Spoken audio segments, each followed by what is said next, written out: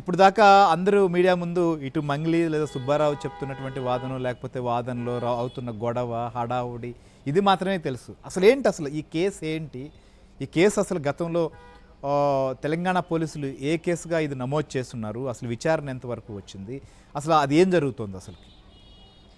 Right, ప్రస్తుతం మనం చూస్తున్నాం మంగ్లీ వర్సెస్ అడ్వకేట్ సుబ్బారావు వ్యవహారం మనం గత 3 రోజుల నుంచి కూడా హాట్ టాపిక్గా మారింది. కానీ పూర్వపరాల్లోకి వెళ్తే, కేసు యొక్క పూర్వపరాల్లోకి వెళ్తే చాలా క్లియర్గా చెప్పొచ్చు. 2025లో ఈ కేసు సిఐడికి బదిలీ అయింది. ముఖ్యంగా మైక్రో ఫైనాన్స్ పేరుతోటి చాలామంది అమాయకుల నుండి డబ్బులు వసూలు చేసి కోట్ల రూపాయలు మోసానికి పాల్పడ్డారు. దాదాపు తెలంగాణ రాష్ట్రం, ఏపీలో కలిపి దాదాపు 200 కోట్ల వరకు కూడా ఈ ముఠా వసూలు చేసి మోసానికి పాల్పడింది అనేటువంటి అంశాన్ని ప్రస్తుతం సిఐడి అనుమానించింది. వాటికి సంబంధించి పూర్తి స్థాయిలో ఇన్వెస్టిగేషన్ కొనసాగించి నిందితులను కూడా గతంలోనే ఆ సిఐడి అధికారులు అరెస్ట్ చేసినటువంటి పరిస్థితి ఉంది. ఇందులో ముఖ్యంగా మనం గమనించినట్లయితే ఇందులో ప్రధాన నిందితుడిగా ఉన్నటువంటి రమావత్ మధు, భరత్ చౌహాన్, శైలజా చౌహాన్ వీళ్ళు ముగ్గురు కూడా చాలామంది దగ్గర నుండి మైక్రో ఫైనాన్స్ పేరుతోటి వసూలుకు పాల్పడ్డారు.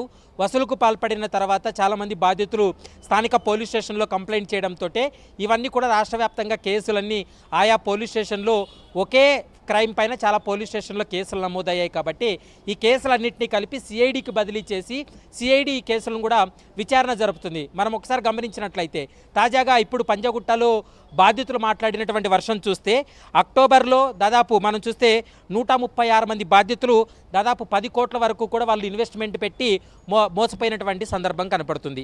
ఇదంతా కూడా ఈ రమావత్ మధు అనేటువంటి వ్యక్తే ఇందులో కర్త కర్మ క్రియ. అసలు ఈ మధు అనేటువంటి వ్యక్తి ఎవరు?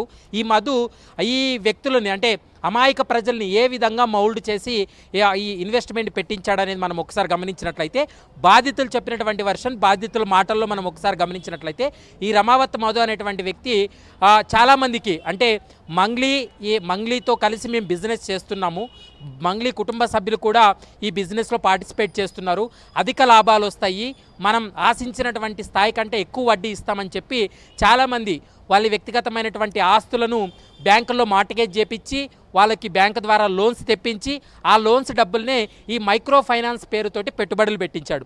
పెట్టుబడులు పెట్టించిన తర్వాత నెలకు ₹1,00,000, 50,000, 70,000 అంటే వాళ్ళు పెట్టినటువంటి సొమ్మును ఆధారంగా చేసుకొని కొంత వడ్డీ రూపంలో వాళ్ళకి పెట్టుబడి పెట్టినటువంటి వారికి వడ్డీ రూపంలో డబ్బులు చెల్లిస్తూ వస్తున్నాడు.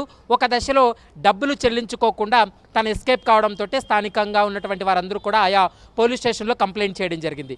వీరు అన్ని కోట్ల రూపాయలు పెట్టుబడి పెట్టడానికి కారణం ఏంటి అనేటువంటి అంశాన్ని మనం సిఐడి విచారణలో కావచ్చు. ఇప్పుడు బాధితులు చెప్తున్నటువంటి వర్షన్ ఏంటంటే, గతంలో ఆయా సామాజిక వర్గానికి అంటే మంగ్లీ సామాజిక వర్గంతో పాటు చాలా సామాజిక వర్గాలకు సంబంధించినటువంటి వ్యక్తులు ఈ మధు అనేటువంటి వ్యక్తికి తెలుసు. ఈ మధు అనేటువంటి వ్యక్తి ఏంటంటే, నాకు మంగ్లీ కుటుంబ సభ్యులు చాలా క్లోజ్ అని, మంగ్లీ తమ్ముడు మేమందరూ కలిసి ఒక బిజినెస్ చేస్తున్నాం, ఈ బిజినెస్లో పెట్టుబడులు పెడితే మీరు ఆశించిన స్థాయి కంటే ఎక్కువ వడ్డీ వస్తుంది, డబ్బులు వస్తాయని నమ్మించి పెట్టుబడులు పెట్టించారు.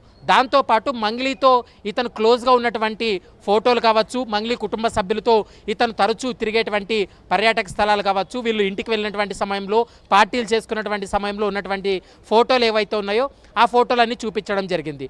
మరోవైపు మరొక కీలకమైనటువంటి అంశం ఏంటంటే, ఈ కేసులో బాధితులు ఎక్కువగా మంగ్లీ కూడా ఇన్వెస్ట్మెంట్ ఇదంతా బిజినెస్ చేసి మాకు లాభాలు వచ్చేలాగా చేస్తుంది, మంగ్లీ ఇన్వాల్వ్మెంట్ ఉంది, మంగ్లీ వెనుకుండి నడిపిస్తుంది అని నమ్మడానికి ప్రధానమైనటువంటి కారణం ఏంటంటే, ఈ రమావత్ మధు అనేటువంటి వ్యక్తి మంగ్లీ చెల్లెలు ఆమెను పెళ్లి చేసుకోబోతున్నాను, అక్టోబర్లో తనకు ఆమెకు నిశ్చితార్థం కాబోతుంది, నేను పెళ్లి చేసుకోబోతున్నాను అనేటువంటి అంశాన్ని ఎక్కువ మందికి అది స్ప్రెడ్ చేయడం, నిజంగానే మంగ్లీ కుటుంబ సభ్యుల్లో ఇతను కూడా కుటుంబ సభ్యుడిగా చేరబోతున్నాడు, ఖచ్చితంగా వాళ్ళు వెనుకుండి ఈ బిజినెస్ అంతా చేస్తున్నారని చెప్పి చాలామంది పెట్టుబడులు పెట్టామని ఇప్పటికే సిఐడి వాళ్ళు కూడా ఇప్పటికే స్టేట్మెంట్ చెప్పాడు అని అనేది ప్రధాన ఆరోపణ. అయితే ఇంతవరకు అక్కడ నిశ్చితార్థం కానీ పెళ్లి కానీ ఏమీ జరగల, కుటుంబ సభ్యుడు కూడా కాదు, కానీ అలా చెప్పాడు కాబట్టి అనేది ప్రధానంగా వారు నమ్మి పెట్టుబడులు పెట్టామనేది వాళ్ళు ఆరోపిస్తున్న విషయం. ఇది ఇప్పుడు కేసు అయిన తర్వాత అంతే కదా? ఎస్ ఇంకొక అంశం ఏంటంటే మంగ్లీ సొంత తమ్ముడు శివ అనేటువంటి వ్యక్తి ఎవరైతే ఉన్నాడో అతను కూడా ఈ ప్రధాన నిందితుడు మధుతో పాటు వచ్చి ఎవరైతే పెట్టుబడులు పెట్టాలనుకుంటున్నారో వారంతా కూడా మియాపూర్లో సితారా గ్రాండ్ హోటల్లో కావచ్చు, మరోవైపు మల్లేపల్లిలో కావచ్చు, ఇతరత్ర నల్గొండలో కావచ్చు, కొంతమందిని ఎవరైతే పెట్టుబడులు పెట్టాలనుకుంటున్నారో ఆ హోటల్కి రప్పించి ఈ శివ ద్వారా కూడా చెప్పించారు, మేము కూడా వెనుకున్నాము, మేము కూడా బిజినెస్ చేస్తున్నాం, మీకు ఎలాంటి ఇబ్బంది లేదు, మీరు పెట్టుబడి పెట్టండి అని మంగ్లీ తమ్ముడే స్వయంగా శివ అనేటువంటి వ్యక్తి కూడా తమకు హామీ ఇవ్వడంతో మేము పెట్టుబడులు పెట్టామనేటువంటి అంశాన్ని ప్రధానంగా బాధితులు చెప్తున్నటువంటి వర్షన్. కానీ మంగ్లీ చెప్తున్నది ఏంటంటే వస్తా ఒకసారి వద్దాము. సో మంగ్లీ వర్షన్ ఏంటి అనేది కూడా మనం విందాము. అయితే ఒకసారి అసలు నల్గొండ ప్రాంతంలో ఏం జరిగింది, అసలు ఏ రకంగా అక్కడ